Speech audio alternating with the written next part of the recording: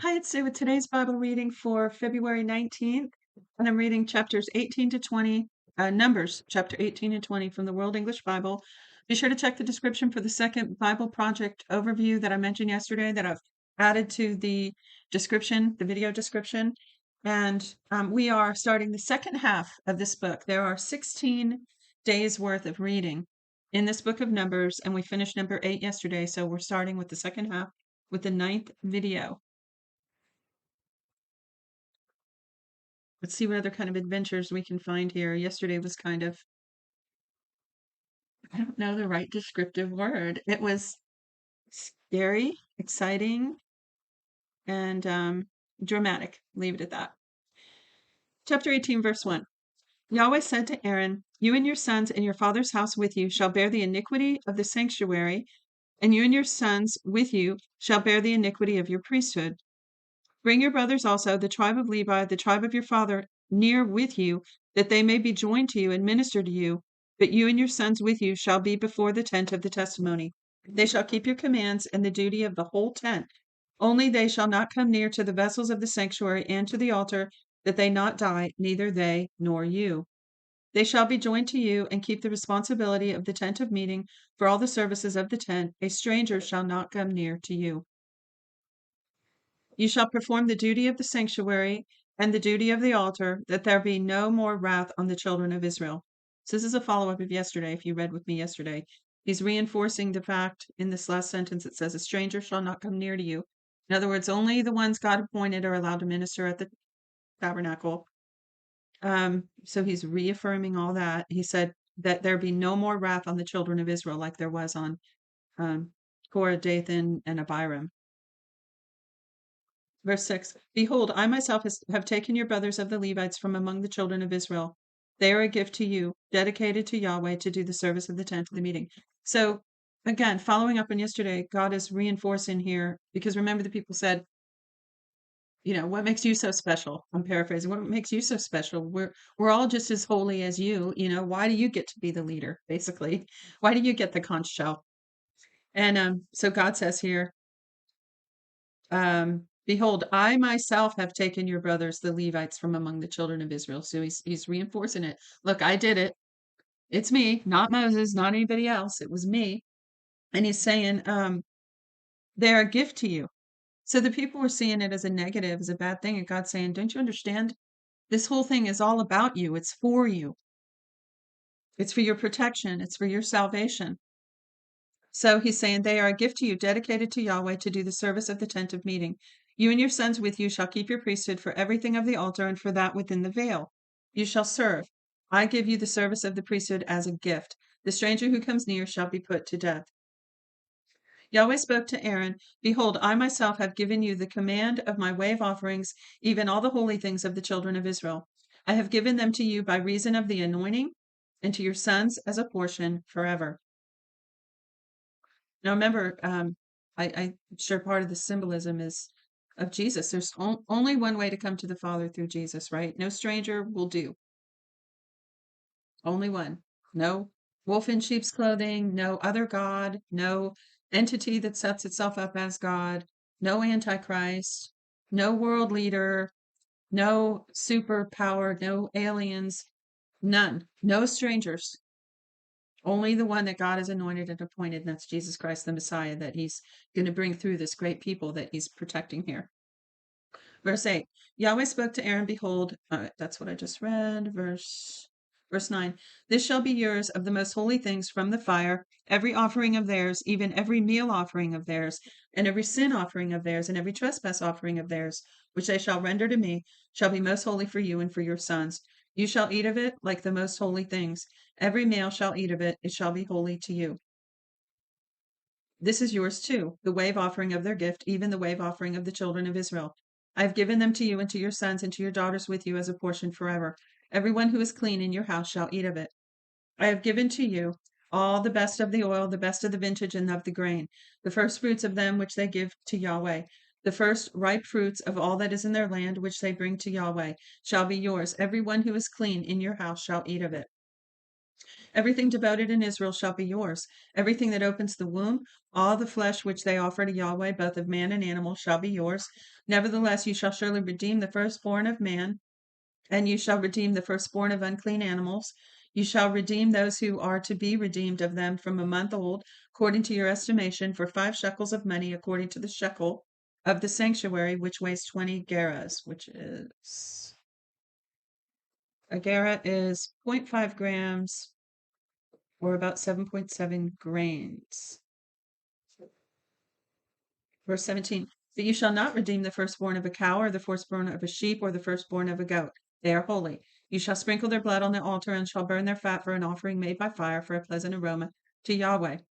Their meat shall be yours as a wave offering, breast, and as the right thigh it shall be yours. Now, I was making a joke the other day. I know this is kind of silly, dry humor, but I thought it was funny that the barbecue smell of the burnt offering was a pleasant aroma to Yahweh. That's corny, I know. It says, I'm going to read it again. It says, you shall sprinkle their blood on the altar and shall burn their fat for an offering made by fire for a pleasant aroma to Yahweh. Doesn't everybody love the barbecue smell? Okay, haha, bad joke. Verse 18, their meat shall be yours as the wave offering breast, and as the right thigh it shall be yours. All the wave offerings of the holy things which the children of Israel offer to Yahweh, I have given you and your sons and your daughters with you as a portion forever. It is a covenant of salt forever before Yahweh to you and to your offspring with you. Yahweh said to Aaron, you shall have no inheritance in their land, neither shall you have any portion among them. I am your portion and your inheritance among the children of Israel. To the children of Levi, behold, I have given all the tithe in Israel for an inheritance, in return for their service which they serve, even the service of the tent of meeting. Henceforth the children of Israel shall not come near the tent of meeting, lest they bear sin and die. But the Levites shall do the service of the tent of the meeting, and they shall bear their iniquity. It shall be a statute forever throughout your generations. Among the children of Israel they shall have no inheritance. For the tithe of the children of Israel, which they offer as a wave offering to Yahweh, I have given to the Levites for an inheritance. Therefore I have said to them, among the children of Israel they shall have no inheritance. Yahweh spoke to Moses, saying, moreover, you shall speak to the Levites and tell them, when you take of the children of Israel the tithe which I have given you from them for your inheritance, then you shall offer up a wave offering of it for Yahweh, a tithe of the tithe. Your wave offering shall be credited to you as though it were the grain of the threshing floor and as the fullness of the winepress. Thus you also shall offer a wave offering to Yahweh for all of your tithes, which you receive of the children of Israel, and of it you shall give Yahweh's wave offering to Aaron the priest. Out of all your gifts you shall offer every wave offering to Yahweh for all of its best parts, even the holy part of it. Therefore you shall tell them, when you heave its best from it, then it shall be credited to the Levites as the increase of the threshing floor and as the increase of the winepress. You may eat it anywhere, you and your households, for it is your reward in return for your service in the tent of meeting. You shall bear no sin by reason of it when you have heaved from it its best. You shall not profane the holy things of the children of Israel, that you not die. Yahweh spoke to Moses and to Aaron, saying, this is the statute of the law which Yahweh has commanded. Tell the children of Israel to bring you a red heifer without spot, in which is no defect, and which was never yoked. You shall give her to Eleazar the priest, and he shall bring her outside the camp, and one shall kill her before his face. Eleazar the priest shall take some of her blood with his finger and sprinkle her blood toward the front of the tent of meeting 7 times. One shall burn the heifer in his sight, her skin and her meat and her blood with her dung shall he burn. The priest shall take cedar wood, hyssop, and scarlet, and cast it in the middle of the burning of the heifer. Then the priest shall wash his clothes, and he shall bathe his flesh in water, and afterward he shall come into the camp, and the priest shall be unclean until the evening. He who burns her shall wash his clothes in water, and bathe his flesh in water, and shall be unclean until evening. A man who is clean shall gather up the ashes after the heifer, and lay them outside the camp in a clean place, and it shall be kept for the congregation of the children of Israel, for use in water, for cleansing and purity. It is a sin offering. He who gathers the ashes of the heifer shall wash his clothes and be unclean until the evening. It shall be to the children of Israel and to the stranger who lives as a foreigner among them for a statute forever. He who touches the dead body of any man shall be unclean 7 days. He shall purify himself with water on the 3rd day, and on the 7th day he shall be clean. But if he doesn't purify himself the third day, then the seventh day he shall not be clean. Whoever touches a dead person, the body of a man who has died, and doesn't purify himself, defiles Yahweh's tabernacle, and that soul shall be cut off from the rest of Israel, because the water for impurity was not sprinkled on him. He shall be unclean. His uncleanness is yet on him. This is the law when a man dies in a tent. Everyone who comes into the tent and everyone who is in the tent shall be unclean 7 days. Every open vessel which has no covering bound on it is unclean. Whoever in the open field touches one who is slain with a sword, or a dead body, or the bone of a man, or a grave, shall be unclean 7 days. For the unclean they shall take of the ashes of the burning of the sin offering, and running water shall be poured on them in a vessel. A clean person shall take hyssop, dip it in the water, and sprinkle it on the tent and all the vessels, on the persons who were there, and on him who touches the bone, or the slain, or the dead, or the grave. The clean person shall sprinkle on the unclean on the third day and on the seventh day. On the seventh day he shall purify him. He shall wash his clothes and bathe himself in water, and shall be clean at evening. But the man who shall be unclean and shall not purify himself, that soul will be cut off from among the assembly, because he has defiled the sanctuary of Yahweh. The water for impurity has not been sprinkled on him, he is unclean. It shall be a perpetual statute to them. He who sprinkles the water for impurity shall wash his clothes, and he who touches the water for impurity shall be unclean until evening. Whatever the unclean person touches shall be unclean, and the soul that touches it shall be unclean until evening. The children of Israel, even the whole congregation, came into the wilderness of Zin in the first month. The people stayed in Kadesh. Miriam died there and was buried there. There was no water for the congregation, and they assembled themselves together against Moses and against Aaron. Here we go again. The people quarreled with Moses and spoke, saying, "We wish that we had died when our brothers died before Yahweh. Why have you brought Yahweh's assembly to this wilderness, that we should die there, we and our animals? Why have you made us to come up out of Egypt to bring us to this evil place?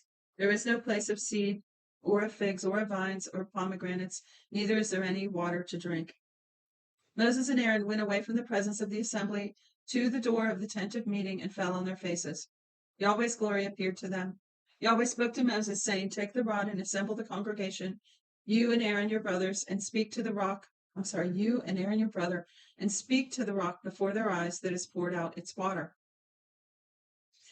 That it pour out its water. You shall bring water to them out of the rock. You shall give the congregation and their livestock drink." Moses took the rod from before Yahweh as he had commanded him. Moses and Aaron gathered the assembly together before the rock, and he said to them, "Hear now, you rebels, shall we bring water out of this rock for you?" Moses lifted up his hand and struck the rock with his rod twice, and water came out abundantly. The congregation and their livestock drank. Yahweh said to Moses and Aaron, "Because you didn't believe in me, to sanctify me in the eyes of the children of Israel, therefore you shall not bring this assembly into the land which I have given them." See, Moses didn't obey. God told him to speak to the rock, and instead he struck the rock 2 times. Verse 13. These are the waters of Meribah, because the children of Israel strove with Yahweh, and he was sanctified in them. Moses sent messengers from Kadesh to the king of Edom, saying, "Your brother Israel says, you know all the travail that has happened to us, how our fathers went down into Egypt, and we lived in Egypt a long time. The Egyptians mistreated us and our fathers. When we cried to Yahweh, he heard our voice and sent an angel and brought us out of Egypt. Behold, we are in Kadesh, a city in the edge of your border. Please let us pass through your land. We will not pass through field or through vineyard, neither will we drink from the water of the wells. We will go along the king's highway. We will not turn away to the right or the left until we have passed your border." Edom said to him, "You shall not pass through me, lest I come out with the sword against you." The children of Israel said to him, "We will go up by the highway, and if we drink your water, I and my livestock, then I will give its price. Only let me, without doing anything else, pass through on my feet." He said, "You shall not pass through." Edom came out against him with many people and with a strong hand. Now, Edom has a history throughout the Bible, so pick this up as one of your puzzle pieces. Put it together with your other Edom puzzle pieces up there on the edge of your table corner, so that you can put all those little pieces together one day when you have them all. So Edom, I won't go into all that. Just leave that in the corner of your mind there. And this is one instance when Edom came against Israel, and it's one of several. So it says, "Thus Edom refused to give Israel passage through his border, so Israel turned away from him. They traveled from Kadesh, and the children of Israel, even the whole congregation, came to Mount Hor. Yahweh spoke to Moses and Aaron in Mount Hor by the border of the land of Edom, saying, Aaron shall be gathered to his people, for he shall not enter into the land which I have given you, which I have given to the children of Israel, because you rebelled against my word at the waters of Meribah.